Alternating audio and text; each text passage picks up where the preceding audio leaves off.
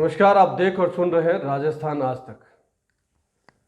संसद भवन में कूदकर जो धुआं छोड़ा था उन लोगों ने और कहा था कि हम बेरोजगार हैं, ऐसा नहीं चलेगा।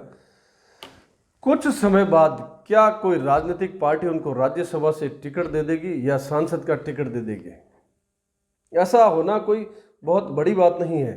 भारत तेरे टुकड़े होंगे कहने वाले टुकड़ेलों को भी टिकट दिया गया था। कन्हैया कुमार मतलब भारत के खिलाफ अगर आप कोई हरकत करते हैं संसद पर, जैसे वो हंगामा किया, एक तरह से संसद पर हमला था वो। अब देखिएगा कि ऐसे लोग जो कह रहे हैं हम बेरोजगार हैं, जिनके पास पैसे नहीं है, जिनकी हालत ख़राब है, वो अब थोड़े दिनों बाद फ्लाइट में यात्राएं करेंगे, बड़ी बड़ी कारें होंगी, उनके पास लोग होंगे, ऑफिस होगा और वो बुलाए जाएंगे अलग अलग मंच पर भाषण देने के लिए और उनको कहा जाएगा कि अब आप बताएं देश की क्या स्थिति है, और वो बताएंगे देश बहुत बुरी स्थिति में है, देश शिकंजों में कसा हुआ है, देश में तुष्टीकरण हो रहा है, ध्रुवीकरण हो रहा है, हिंदू जो है बहुत आगे बढ़ने की कोशिश कर रहे हैं, अत्याचार हो रहे हैं, मोदी सरकार किसी की नहीं सुन रही है, तानाशाह हो गए हैं। इस तरह के उनको डिबेट में बुलाया जाएगा। कन्हैया कुमार सुपरस्टार हो गया अचानक, मतलब वो भारत के टुकड़े करने की बात करता है। तो ऐसे अलावा भारतीय जनता पार्टी के शायद ऐसी कई सारी पार्टीज है जो इनको टिकट भी दे सकती है या राज्यसभा से भेज सकती है, विधायक का टिकट दे सकती है, सांसद का टिकट दे सकती है, अपना नेता घोषित कर सकती है। और देखिएगा कि सुप्रीम कोर्ट में अगर ये बात जाती है तो इनका केस लड़ने के लिए इतने बड़े बड़े वकील खड़े हो जाएंगे। खासतौर से कांग्रेस के वकील ऐसे हैं जो खड़े होते हैं, कपिल सिब्बल वगैरह जो भी हैं, तो ये लोग इनका केस लड़ने आ जाएंगे, जबकि इनकी हेयरिंग के 5-5, 10-10 लाख होते हैं और 2-2, 4-4 महीने तो शायद इनसे मिलना मुश्किल होता है। बावजूद इनके लिए वो तुरंत खड़े होते हैं। कई बार आतंकवादियों के लिए वो खड़े हो चुके हैं और देश के टुकड़े करने वाले टुकड़ेलों के साथ भी खड़े हो चुके हैं। तो इनके लिए अगर ये बड़े बड़े वकील खड़े हो जाएं इनको छुड़ाने के लिए तो कोई बहुत बड़ी बात नहीं है, और राजनीतिक पार्टियां इनको टिकट देकर अपना नेता घोषित कर ले तो बड़ी बात नहीं है। और अब देश में जब जहाँ जहाँ देश के खिलाफ या भाजपा के खिलाफ कहीं आंदोलन होंगे, धरने, प्रदर्शन, रैलियां, उनमें इनको स्टार बनाकर पेश किया जाएगा। एक जो लड़की इनके साथ थी वो कहती है कि वो बेरोजगार है, इसलिए 42 साल की है वो, लड़की नहीं है, अभी महिला है, वो शादी नहीं की होगी शायद, और नहीं की है तो वो अपनी वजह है। तो क्या आप बेरोजगार, इनसे पहले आपके पिताजी, किसी के पिता रिक्शा चलाते हैं, किसी के किसान है, क्या उन सबको रोजगार मिला हुआ है? क्या पिछली सरकार ने उनको रोजगार दिया था? अब वो अगर 60 साल के हैं, 70 साल के हैं, तो अब से 10-12 साल पहले जो सरकारें थी, जो कांग्रेस की सरकार थी, क्या उन्होंने उनको रोजगार दिया? और नहीं दिया तो क्यों नहीं दिया? तो तब उन्होंने संसद पर हमला क्यों नहीं किया, या संसद पर ऐसे पीला धुआं क्यों नहीं छोड़ा, पत्थर क्यों नहीं मारे? आप इस बात का विरोध क्यों नहीं करते कि आपके माता पिता को भी रोजगार नहीं दिया, वो पिछली सरकारें थी? कैसा हो रहा है? कभी नहीं। भाजपा का शासन आने के बाद में इस तरह की नाटकबाजी ज़्यादा हुई है, देश विरोधी गतिविधियां बढ़ी है। और जो जिनके पास रोजगार नहीं है, जिनके पास खाने की स्थिति नहीं है, क्या उन्होंने नहीं सोचा होगा कि हम संसद पर हमला कर रहे हैं, संसद में घुसकर इस तरह का पीला धुआं छोड़ रहे हैं, ये कितना बड़ा क्राइम हो सकता है, कितनी बड़ी बात हो सकती है? ऐसे में अगर कोई मार्शल गोली चला देता, ये भागते बाहर जाते, इनको सांसद जो पकड़ने के लिए दौड़े थे उस वक्त भाई दबे पकड़ में आ गए, नहीं पकड़ में आते बाहर की तरफ दौड़ते और ये लोग चिल्लाते पकड़ो पकड़ो, तो बाहर जो सुरक्षा गार्ड खड़े थे उनको लगता शायद हमला हो गया है और हमारे सांसदों की, प्रधानमंत्री की, इन सब की जान खतरे में है, तो हो सकता है वो गोली ठोक देते, इनकी मौत हो जाती। उस वक्त क्या इन्होंने नहीं सोचा कि इनके जो गरीब माता पिता है, जो रिक्शा चलाते हैं, किसान हैं, जो तकलीफ में, उन पर क्या बीतेगी?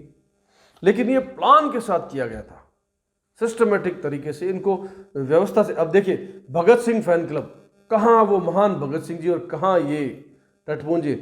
मतलब एक तरफ देश विरोधी बात और एक तरफ अंग्रेजों के विरोध में देश के हित की बात। भगत सिंह जी कहाँ देशभक्त और कहाँ ये देशद्रोही हरकत। भगत सिंह जी ने अंग्रेजों के खिलाफ लड़ाई लड़ी थी और ये अपने ही देश के, अपने ही लोगों के खिलाफ लड़ने को तैयार हो गए। इनको तैयार किया गया है, वरना बेरोजगार या गरीब परिवार से आए हुए लोगों के पास इतना पैसा, इतनी हिम्मत, इतना हौसला था? शायद बिल्कुल नहीं। इनको पता था कि संसद पर इस तरह की हरकत से ना तो कोई गोली मारेगा, ना फांसी होगी, ना उम्र कैद होगी, ना इसमें जेल होगी।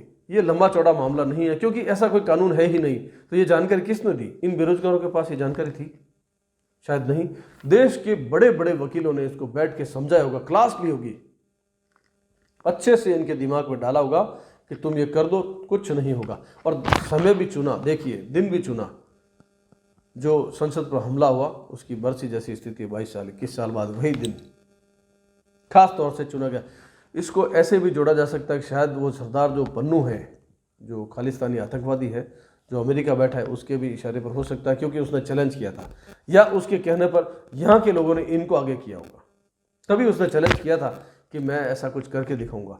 तो शायद ये प्लानिंग साल 2 साल पुरानी है और उन्होंने कर दिखाया। देश विरोधी हरकत करने वालों के साथ ढेर सारे लोग हैं, पहले से ही पीछे से हैं और अब नए और जुड़ जाएंगे। अब पता नहीं कौन सी पार्टी इनको 5-10 लाख रुपए देगी, सिलाई मशीन देगी, कार देगी, फ्लैट देगी, रोजगार देने की बात करेगी और उनको अपना स्टार प्रचारक बना देगी। देश का दुर्भाग्य देखिए, जिनको जेल में होना चाहिए, जिनको गोली मार देनी चाहिए, उनको स्टार प्रचारक बनाया जाएगा। उनके लिए बड़े बड़े लोग चुनाव लड़ेंगे, उनके लिए केस लड़ेंगे और इनको मंच मिलेगा। देखिएगा बहुत जल्द इनको मंच मिलना शुरू हो जाएगा। देश के दुर्भाग्य पर आप लोग खुलकर बोलिए, ये हम सब के लिए जरूरी है, वरना ऐसे और युवा, ऐसे ढेर सारे युवा ऐसा करने का साहस करने की कोशिश करेंगे, जो कि कतई उचित नहीं होगा आपके लिए, मेरे लिए, हम सब के लिए, इस देश के लिए। चूंकि अभी तक ऐसा कोई कानून है नहीं कि संसद में इस तरह की हरकत की जाए तो उनको कोई बहुत बड़ी सजा होगी, नहीं है ऐसा कोई कानून। अब बनना चाहिए और अब बनेगा, अब जरूरत है। नई संसद, इतने सारे पुलिस वाले, इतनी सिक्योरिटी, उसके बाद में अगर उस वक्त जो जूतों में ये फॉग जैसी वो पीले धुएं वाली छोटी सी केन लेके गया था, इसकी जगह चाकू हो सकता था, छोटी रिवॉल्वर हो सकती थी, छोटा सा चाकू भी होता, और किसी को अगर किसी की छाती में ठोक देते, किसी की आंख में मार देते, किसी के गले पे मार देते, तो उनकी हत्या हो जाती, उनकी जान चली जाती, जबकि उनका कोई कसूर नहीं था। करवाने वालों को मैं फिर कह रहा हूं, करवाने वाले सावधान रहें, आपका बुरा असर होने वाला है। देश ये सब चीजें बर्दाश्त नहीं करेगा, ना कानून बर्दाश्त करेगा। ये मोदी की सरकार है जो ऐसा करवाते हैं। जब इनको झटका लगेगा, जब ये फंसेंगे, तब पता चलेगा कि इन्होंने बहुत बड़ा पंगा ले लिया। सावधान और सतर्क रहने की बात नहीं है, क्योंकि ये अचानक होने वाली बात है, कोई क्या सावधान रहे। लेकिन हाँ, अब सिक्योरिटी इतनी टाइट हो जाएगी कि इनकी वजह से दूसरे लोग जो अंदर आसानी से जाकर ये देखना चाहते थे संसद की स्थिति, संसद के वो कैसे बोलते हैं, कैसे बात करते हैं, संसद की कार्रवाई कैसे होती है, जो आसानी से जा सकते थे, अब उनको भी तकलीफ हो जाएगी ऐसे लोगों की वजह से।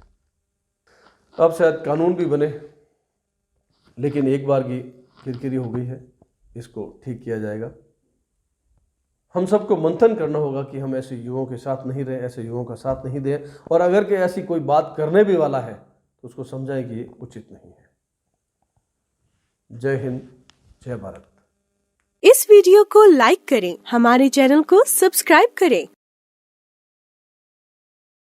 बेल आइकन जरूर प्रेस करें